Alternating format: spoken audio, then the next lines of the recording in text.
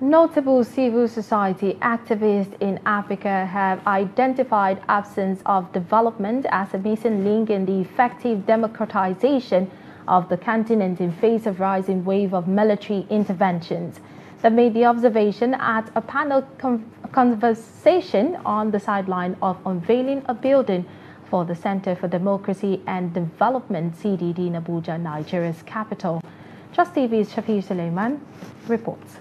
Panelists at the forum, including former Vice President of the Gambia, Fatimata Tambajang, and Ekiti State Governor ICYMI, believe that inability to connect development to democratization is undermining the struggle to entrench democracy on the continent, which is also grappling with selfless leadership deficit.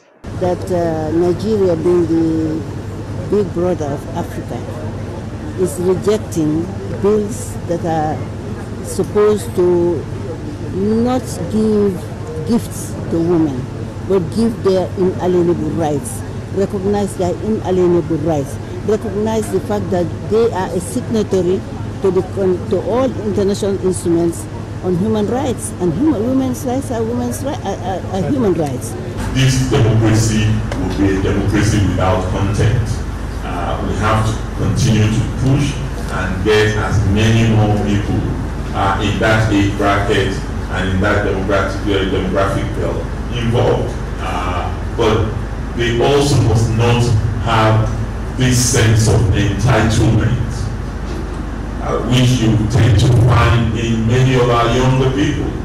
Professor Jibrin Ibrahim, who is the current director of the Center for Democracy and Development (CDD), Hidayat Hassan, amongst other top civil society activists, underscored the imperative of democratic credentials and intellectual capacity as benchmarks for attaining efficient democratic governance, not only in Nigeria, but the continent of Africa as a whole.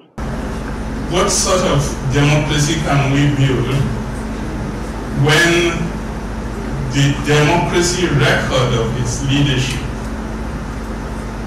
don't have to enter the negotiation of why that person should emerge as leader? And as a group who calls ourselves a democratic think tank, there is a need to revisit these issues, to internally look at what is actually leading to this democratic reversal. What do we do to help in terms of reinstilling or reinvigorating democracy?